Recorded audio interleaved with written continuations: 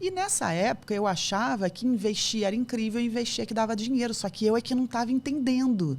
Porque às vezes eu olhava e falava, mas como vai ficar rico com isso se isso rende a taxa Selic no ano? 1%, não, mas é 1% ao mês. Cara, mas eu só botei R$100, isso sai R$1 por mês. Como é que vai dar? Como é que eu vou ficar milionária? Não é possível. Aí começava a fazer umas contas de independência financeira. Sim. Se eu quisesse, eu ganhava na época 2.000 e pouco. Então eu pensei assim, se eu ganhasse 4.000, se o meu investimento, né, se a grana que eu tenho investida rendesse 4.000 por mês, é o dobro do que eu ganho de salário. Seria incrível. Né?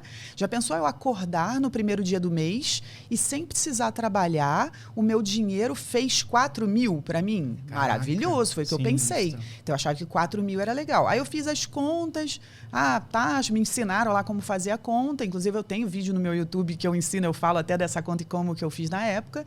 E eu cheguei à conclusão que eu precisava ter 1 milhão investido para isso, em torno de 1 milhão. Bom, eu tenho 10 mil na conta, falta um pouquinho, né?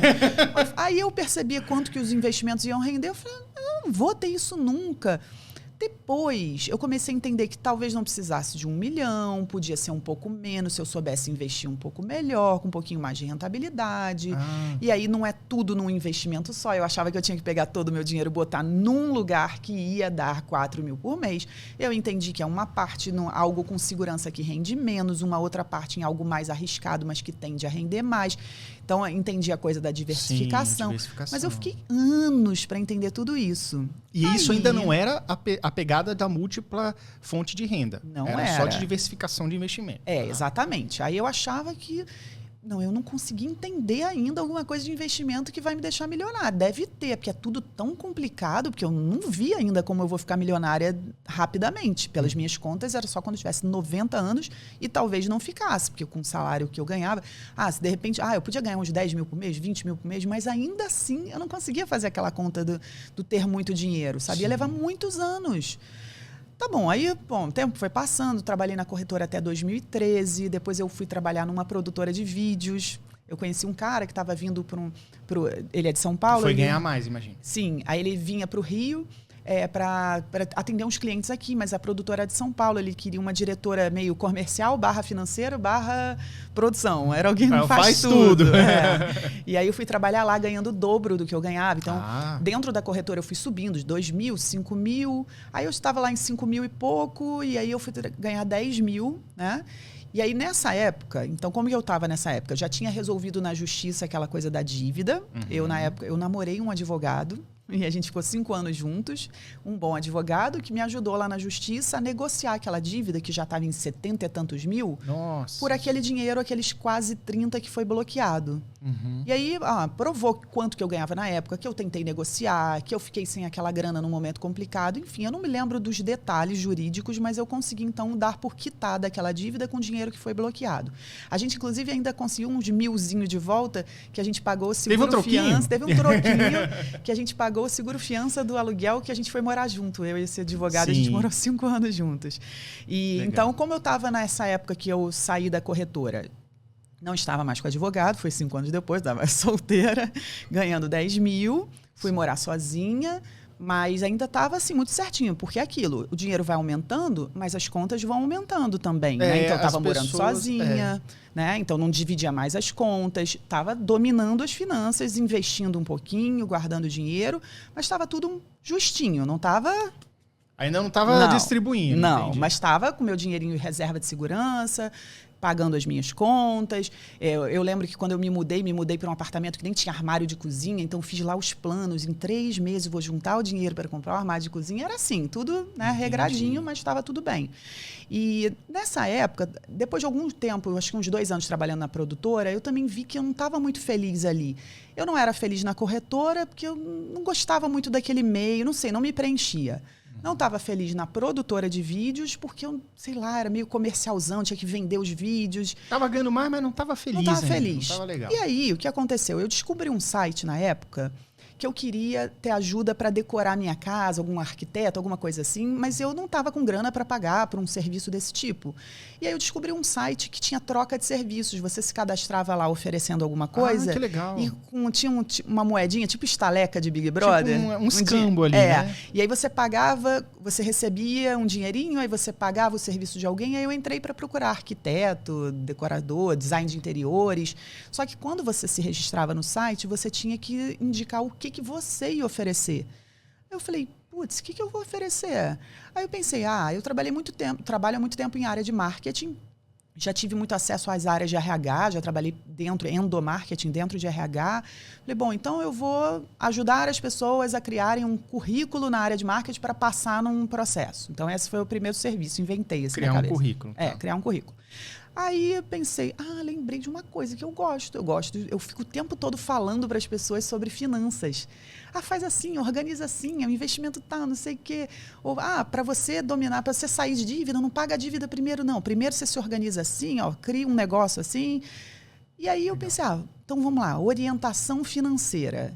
E aí choveu de gente querendo essa ajuda. Uhum. E eu comecei a atender como se fosse um psicólogo, marcar hora, umas 4 horas com você. Tipo uma mentoria conversando com as pessoas. No 1 a 1, no individual. E as dúvidas você percebia que se repetiam? Assim, o pessoal Sim, tem as dúvidas muito... super. As vidas eram muito parecidas. Uhum. Assim, salários diferentes, profissões diferentes, idades diferentes. Mas o problema era sempre o mesmo. É o cara que ganha 20 gasta 25, que ganha 2 gasta 5. E nunca tinha parado para pensar Caramba. na vida. Sempre a vida Zeca Pagodinho que eu tinha. Sempre achando que a dívida era prioridade. Corria no banco, negociava e aí continuava enrolado.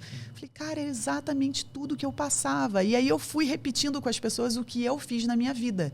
E aí eu percebi que eu estava criando tipo um método. Porque na primeira conversa a gente falava disso, na segunda a gente falava disso, na terceira era aquilo, na quarta, na quinta, aí a pessoa voltava com não sei o quê, na sexta. Aí depois assim, de uns 8, 10 encontros, a pessoa estava assim, caraca, muito obrigada, já sei como resolver isso e tal.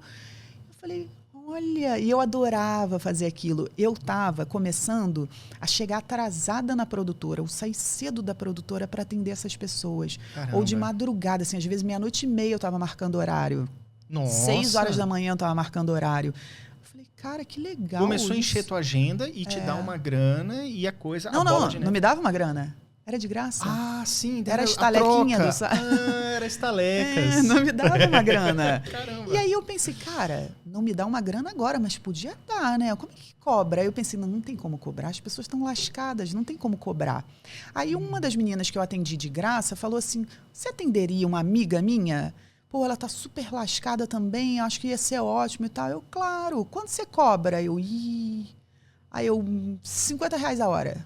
Do nada, eu falei isso, ela...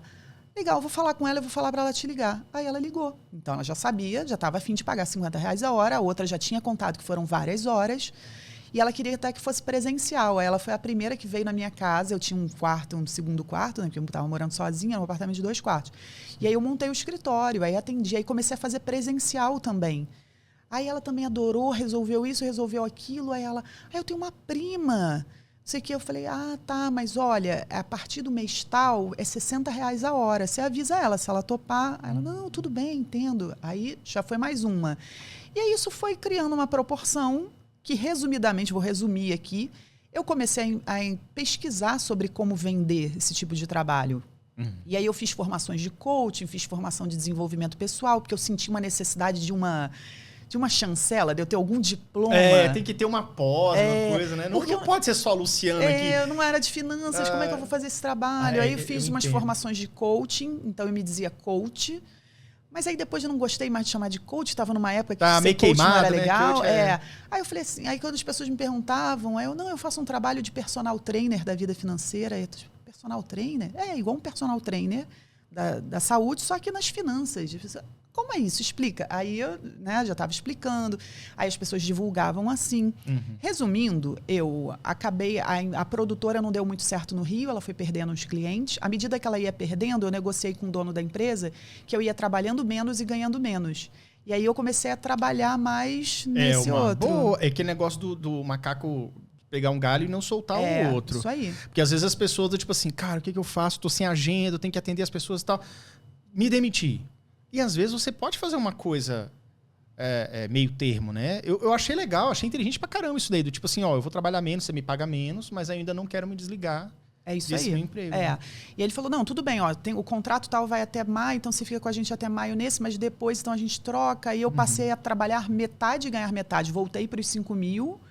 E estava trabalhando meio período, aí comecei a atender. Aí eu comecei a criar uns processinhos diferentes. 8 atendimentos, era R$1.000. Eu cheguei a ter um momento, teve uma pessoa que me pagou R$6.000 por um processo, porque nesse caso já envolvia também investimentos. Então, quando a pessoa queria falar de investimentos, então eu já cobrava um pouco mais. Mas assim, foi durante 1 ano e meio que eu saí de R$50 a hora e que eu lembro que eu mandei uma proposta para uma pessoa de R$6.000. E ela parcelou em 3 vezes e ela pagou R$6.000. Isso aí.